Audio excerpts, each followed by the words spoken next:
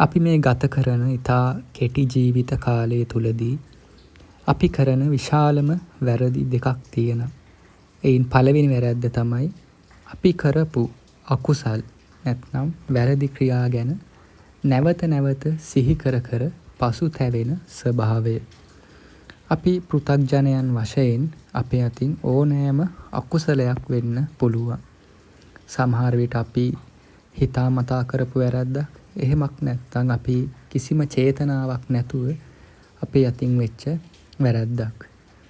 අපි යම් තාක් රහත් ඵලය ලබනවා නම්, ඒ කියන්නේ චතුරාර්ය සත්‍ය ධර්මයේ අවබෝධය ලබනවා නම්, ඒ නිමේෂය දක්වා අපේ චිත්තසංතානයේ අනුශය කෙලෙස් පවතිනවා. ඉතින් යම් කෙනෙක් සම්මා දිට්ඨියටපත් වුණොත්, සෝවාන් මාර්ග ඵලයටපත් වුණොත් පමණයි ඔහුට භාග්‍යවතුන් වහන්සේ ඒ සහතිකය ලබා දෙන්නේ සතර අපායට නොයන බව. ඉතින් ඔබ, මම, අපි හැමෝම යම් තාක් සම්මා දිට්ඨියටපත් වෙලා නැත්නම් අපි ඊළඟ ආත්මේ සතර අපායට යන්නට හේතු තියෙනවා. ඒ වගේමයි අපි අතින් අපේ ක්‍රියාවෙන් ඕනෑම වැරද්දක් වෙන්න ඉඩ ප්‍රස්තාව තියෙනවා. එය තමයි ස්වභාවය.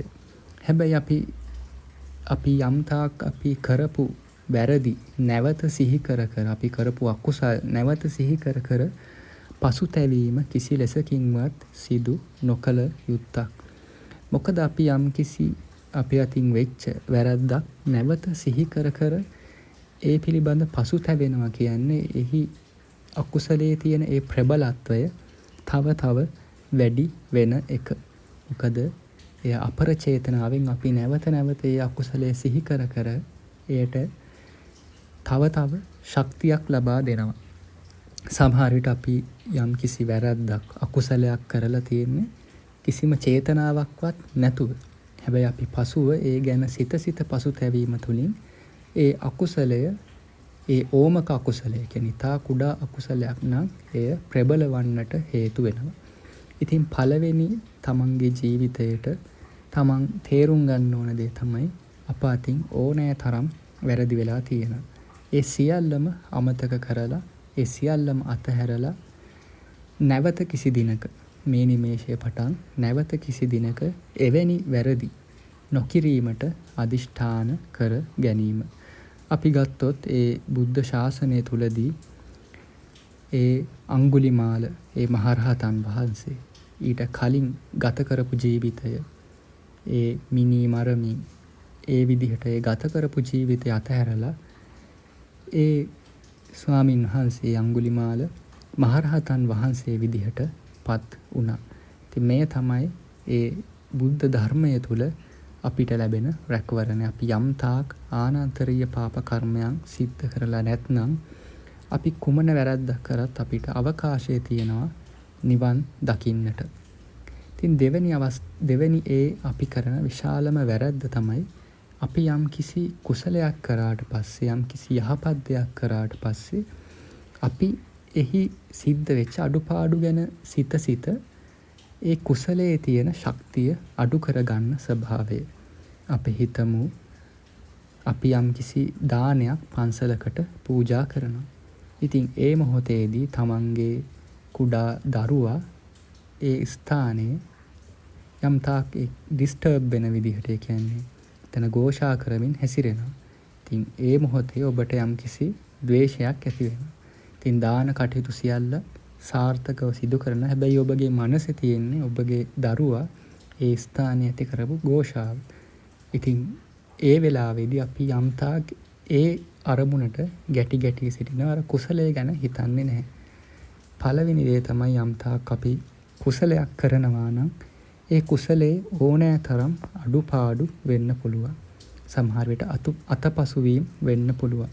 සමහර විට ආපු පුද්ගලයෙක්ගෙන් යම් කිසි වැරදි දෙයක් වෙන්න පුළුවන්.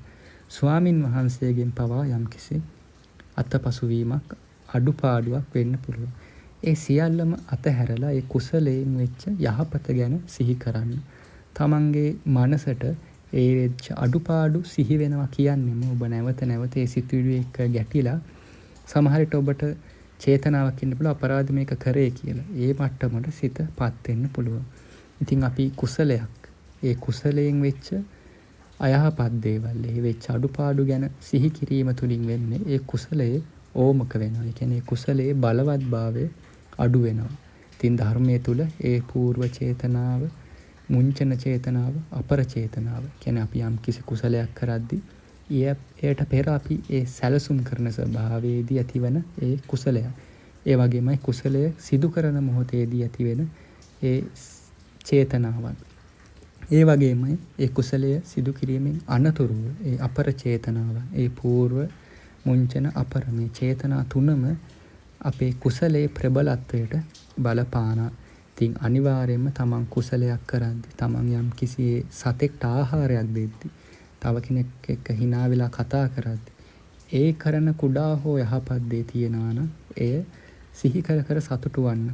ඒ තමන් කරපු ක්‍රියාවේ තියෙන යහපත් බව, තමන්ට වගේම ඒ අන් අයට යහපත් වෙන ස්වභාවය සිතන්න. මේ විදිහට තමන් ඒ සිදු කරන්න යෙදෙන කුසලයන් නැවත නැවත සිහි කරන්න.